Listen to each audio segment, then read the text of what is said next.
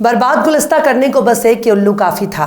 बर्बाद गुलिस्ता करने को बस एक ही उल्लू काफी था।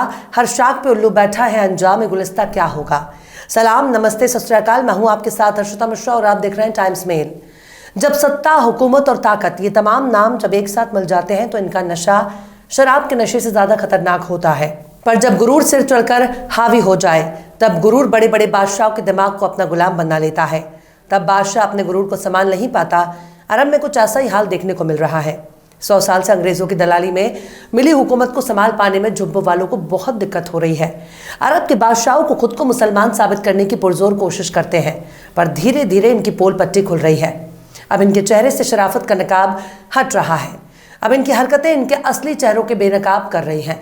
फलस्तीन के मामले में जुब्बे वाले बहुत पहले से अमेरिका और इजराइल की दलाली खा रहे हैं, पर इनके दलाली खाने के बाद अब इनको दलाली पीने की लत लग गई है और अब शराब पीने का चस्का लग गया। अब इनकी ज़बान शराब खोज रही है। पहले बहरीन, दुबई और यूएई में जाकर शराब नोशी हुआ करती थी, लेकिन सऊदी अरब में शराब परोसने की शुरुआत हो रही है। कुछ दिनों में शराब के साथ साथ कबाब की शुरुआत भी हो जाएगी। मतलब जिस छमिया का नाच देखने के लिए ये गैर मुल्कों से नाचने वाली लड़कियों को बुलाते हैं, अब उनको बुलाने की ज़रूरत नहीं पड़ेगी, क्योंकि नाचने वाली औरतों के बाल बच्चे अब जुब्बा पहनने लगे हैं। अब शराब के कारोबारी बन रहे हैं। अब उनको कमर हिलाने के साथ साथ जाम छलकाने का मौका भी मिलेगा। जिस सरजमीन से कल तक अल्लाह की हम्द और सना सुनाई देती है, जिस सरजमीन से कल तक जिक्र इलाही हो रही थी, जिस सरजमीन पर कल तक शरीयत नाफिज थी, जिस सरजमीन पर कल तक हरामकारी और बदकारी पर रोक लगी थी, अब उसी सरजमीन पर ज़नाकारी और अयाशी की महफिल सजाने की तैयारी चल रही है। और ये सब कुछ तरक्की के नाम पर हो रहा है। मक्का और मदीना आले सऊद की जागीर नहीं है जिसे ये लोग अपनी मिल्कियत समझ रहे हैं। ये पूरी दुनिया के मुसलमानों का एक मुक़द्दस और पाकीज़ा मकाम है। अरब के सरजमीन पर अब शराब के जाम छलकेंगे। क्या दुनिया में तरक्की करने वाला शख्स शराबी होता है? क्या तरक्की करने के लिए शराब पीना ज़रूरी है? क्या बिना बैली डांस दिखाए कोई तरक्की नहीं कर सकता? क्या बिना जिस्म की नुमाइश कोई तरक्की नहीं कर सकता? क्या बिना ज़िनाकारी, बदकारी तरक्की नहीं होती? क्या बिना ज़मीर को बेचे तरक्की नहीं हो सकती? ये कैसी तरक्की जिसमें इंसान का सौदा कर दिया जाए। पैगंबर ने अरबों की तबाही के पैशन गोई की हुई है, लेकिन कोई नहीं जानता था इतनी जल्द पैशन गोई का वक्त नज़दीक आ जाए, क्योंकि अरब को लेकर पैगंबर की एक एक भविष्यवाणी सच के नज़दीक पहुंच गई है। जिस सरजमीन को कल तक पूरी दुनिया इस्लाम का गढ़ कहती थी, उसी सरजमीन पर आले सऊद ने उन तमाम बुराइयों की शुरुआत कर दी है जिससे इंतशार फैलता है, जिससे जनाकारी फैलती है, जिससे बदकारी फैलती है। अपने तख्तो ताज और अपने लालच में अरब के कोई इतना अंधा कैसे हो सकता है? पर अरब के बादशाहों को चुपचाप इस्लाम से अलग हो जाना चाहिए। 2 कदम एक साथ नहीं हो सकते। इस्लाम में रहते हुए कोई भी गैर इस्लामी या फिर गैर शरई या ऐसी हरकत नहीं कर सकते जिसके बारे में पैगंबर ने मना फरमाया है। पर अरब के जुब्बे वाले बादशाह केवल अपने तख्त को बचाने के लिए इस्लाम का नाम लेते हैं। उनके सीने से इस्लाम ऐसे निकल चुका है जैसे बंदूक से गोली निकल जाती है। एक बार कमान से तीर निकलने के बाद वापस कमान में नहीं लौट सकती। वैसा ही हाल इन जुब्बों वालों का है।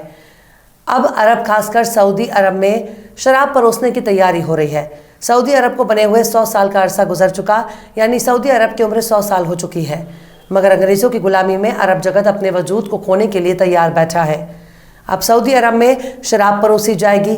कल तक बहरीन पहुंचकर सऊदी अरब के जुब्बे वाले अपना गला शराब से तर किया करते थे, लेकिन अब सऊदी अरब शराब पिलाने की तैयारी कर रहा है। हो सकता है कि आगे चलकर तवाइफों के कोठे भी सजने शुरू हो जाएं। हो सकता है कि आगे चलकर उस हराम जानवर का गोश्त भी सऊदी अरब में मिलने लगे।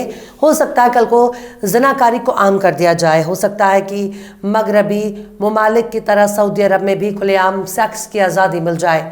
हो सकता है कि कल को सऊदी अरब में बियर बार और कल बिना शादी मियाँ बीवी बनने की आज़ादी मिल जाए। मतलब हर वो काम कल हो सकता है जो अब तक नहीं हुआ। कल तक जिस काम को हराम और गुनाह समझा जा रहा था, पर शराब के लिए सऊदी अरब क्यों इतना बदनाम होने पर तुल चुका है?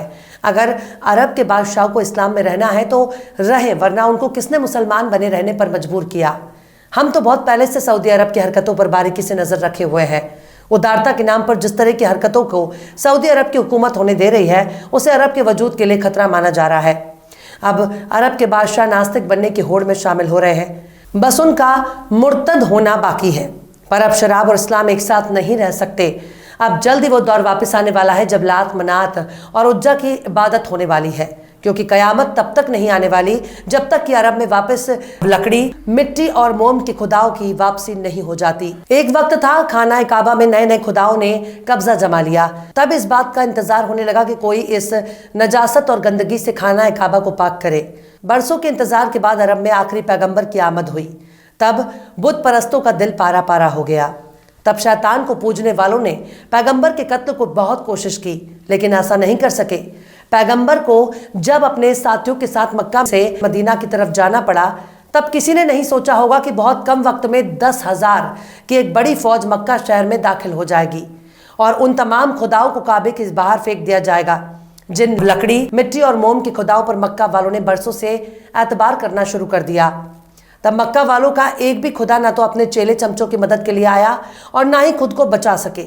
मक्का से निकाल एक एक उन खुदाओं को औंधे मुंह फेंक दिया गया जो कल तक खुदा कहे जाते थे, जो टूटे पड़े थे।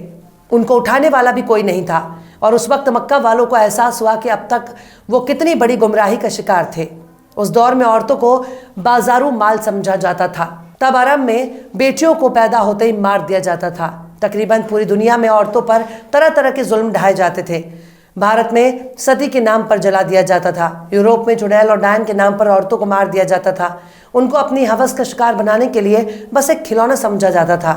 उनको नाचने, गाने और जाम पीने के लिए रखा जाता था। लेकिन एक बार जब मक्का में आखिरी पैगंबर की आमद हुई, तब इन सब बदकारियों से छुटकारा मिल गया। औरतों को उनका हक मिला, उनको इज्जत से अपनी जिंदगी गुजारने का मौका मिल गया। इसकी सबसे बड़ी शराब पर लगाई गई पाबंदी है। शराब को तमाम बुराइयों की अम्मा कहा जाता है। मतलब जहां शराब होगी वहां बुराई जरूर होगी। इसी शराब ने इन हवस का पुजारी बना दिया था। लेकिन 1400 साल तक जिस शराब को हराम किया गया था, उसी शराब को तुर्कों की खिलाफत से आज़ाद होने के बाद सऊदी अरब में शुरू कर दिया गया। लेकिन जब शाही खानदान के शख्स ने शराब की वजह से एक विदेशी का कत्ल कर दिया, इसके बाद से शराब पर बैन है। लेकिन अब दशकों के बाद शराब की वापसी होने जा रही है। अरब में जिस शराब पर इस्लाम की वापसी के बाद पाबंदी कायम थी, अब अरब में उसी शराब से पाबंदी को किसी न किसी बहाने कम किया जा रहा है। और शायद एक दिन ऐसा भी आ जाएगा कि जब अरब के हर शहर में शराब आम हो जाएगी। सऊदी अरब ने जिस वजह से शराब में नरमी बढ़ती है, वो वजह हजम नहीं हो रही है, क्योंकि सऊदी अरब ने कहा कि वो राजधानी रियाद में गैर मुस्लिम प्रवासियों के चुनिंदा समूह को शराब बेचने के लिए एक दुकान खोलेगा। 7 दशकों में पहली दफा शराब बेचने की तैयारी हो रही है। रियाद में शराब की दुकान के ग्राहक सीमित डिप्लोमेटिक स्टाफ होंगे। इससे पहले ये डिप्लोमेटिक स्टाफ सालों से सीलबंद आधिकारिक पैकेज आयात करते रहे थे। इसे डिप्लोमेटिक पाउच कहा जाता है। सऊदी के अधिकारियों का कहना है कि ये दुकान शराब के अवैध कारोबार को रोकेगी। बीबीसी ने अपनी एक खबर में समाचार एजेंसी एएफपी और रॉयटर्स हवाले से बताया कि शराब का ये नया स्टोर रियाद के डिप्लोमेटिक क्वार्टर में होगा। शराब बेचने की योजना से वाकिफ अधिकारियों ने रॉयटर्स से बताया कि दुकान कुछ हफ्तों में खुल सकती है। हालांकि शराब को लेकर कुछ शर्तें हैं जिनमें पीने और पिलाने वालों को कोई खास फर्क नहीं पड़ता। शराब की तलब वाले राजनयिकों को पहले रजिस्ट्रेशन कराना होगा और फिर सरकार से क्लियरेंस मिलेगी। शराब के स्टोर में 21 साल से कम उम्र के लोगों को आने की इजाज़त नहीं होगी और दुकान के भीतर हमेशा बेहतर पोशाक की ज़रूरत होगी। शराब पीने वाले किसी और से शराब नहीं मंगवा सकते, जैसे अपने ड्राइवर से शराब नहीं मंगवा सकते। बयान के मुताबिक शराब खरीदने की एक मंथली लिमिट होगी। हालांकि एएफपी ने जो दस्तावेज देखे हैं उसके मुताबिक ये नियम सख्त नहीं होंगे। मतलब जब शराब पीने और पिलाने का मन करेगा तब इस शराब को आज डिप्लोमेट का नाम दे दिया जाएगा। पर अब क्या किया जा सकता है? हाल फिलहाल के चंद सालों के दौरान सऊदी अरब ने तरक्की के नाम पर बहुत सी तब्दीली की है। तरक्की कौन नहीं चाहता, लेकिन हराम काम को जायज़ करार देकर तरक्की क्यों की जा रही है? शराब के लिए इतना गिर जाना अच्छी बात नहीं है, पर अंग्रेज़ों की संगत का असर है। जो जिस माहौल में रहता है वो उसी माहौल में ढल जाता है। इन अंग्रेज़ों में अरब के जुब्बे वालों को अपने चाल में फंसाकर मुसलमानों की सबसे ताकतवर सल्तनत को खत्म कर दिया। खुद को बादशाह के तौर पर देखने के बाद इनकी आदतें नहीं बदली और अब ये लोग अंग्रेज़ों के रंग में ढल चुके हैं। इनको अपने जुब्बों में सारे ऐप छुपाने की आदत हो चुकी है और शराब का ऐप भी कब से छुपाकर चल रहे थे। हमने कुछ महीने पहले ही आपको बताया था कि यूनाइटेड अरब अमीरात यानी यूएई में शराब की फैक्ट्री खोली जा रही है और सऊदी अरब से शराब की दुकान खोलने की उम्मीद किसी को नहीं थी। शायद सत्ता के गुरूर ने अरब के हुक्मरानों से दीन भी छीन लिया, ईमान भी छीन लिया। शायद ऐसा भी हो सकता है कि जब इनकी जागीर छिन जाएगी, वैसे भी इस दुनिया में सब कुछ फानी है, सब कुछ खत्म होना है, सबको वहीं लौट कर जाना है जहाँ से हम सब आए थे। ये सब ख्यालात मानू वाले के लिए है, फ़लस्तीन के गद्दारों के लिए नहीं। फ़लस्तीन के मामले में अरब के जुब्बे पर बिल्कुल भी यकीन नहीं किया जा सकता। इन पर एतबार करने का मतलब ही है कि अपने पाँव पर कुल्हाड़ी मारना। अब ये धीरे धीरे बेनकाब हो रहे हैं। इनकी विचारधारा पूरी दुनिया में बेपर्दा हो रही है। इनकी सोच और इनके इरादे पूरी दुनिया बहुत गौर से देख रही है। अमेरिका की गुलामी ने इनको गुमराह कर दिया। हम तो बस यही दुआ करते हैं अल्लाह इन गुमराह लोगों को हिदायत दे, इनको सीधे रास्ते पर पहुंचाए, वरना वो दिन नजदीक है जब अरब अपनी बर्बादी की दास्तान लिखने वाले हैं। खैर, जब हुकूमत ही अक्ल से काम लेना बंद कर दे तब ऐसे लोगों से क्या उम्मीद की जा सकती है। बहरहाल चलते चलते आखिर में अया भोजपुरी ने भी क्या खूब फरमाया है, मिला है तख्त जो जमहूरियत में बंदर को, मिला है तख्त जो जमहूरियत में बंदर को, तो उनसे क्या सभी जंगल के शेर डर जाएं। फिलहाल इस वीडियो में बस इतना ही है। वीडियो आपको कैसा लगा कमेंट बॉक्स में आप जरूर बताइएगा। वीडियो पसंद आए तो लाइक करें। हमारे वीडियो लिंक को फेसबुक, ट्विटर, व्हाट्सएप पर अपने रिश्तेदार, यार, दोस्तों को भी शेयर करें। और बेबाक, निष्पक्ष, स्वतंत्र पत्रकारिता को सपोर्ट करने के लिए आप हमारे चैनल टाइम्स मेल को जरूर से सब्सक्राइब करें। और हाँ, बेल आइकन की घंटी वाले बटन आप जरूर से दबा दें ताकि आपको हमारे आने वाले नए वीडियो की नोटिफिकेशन फौरन ही मिल जाए। फिर मिलता है किसी और वीडियो में एक नई खबर के साथ। हर्षिता मिश्रा को दीजिए इजाजत। जय हिंद। तो देख लिया आपने हमारे इस वीडियो को। हमें उम्मीद है कि आपने हमारे वीडियो को लाइक किया होगा और दूसरों को भी शेयर किया होगा। अगर अभी तक आपने हमारे चैनल टाइम्स मेल को सब्सक्राइब नहीं किया है तो जल्दी से सब्सक्राइब कर दें और बेल आइकन भी प्रेस कर दें।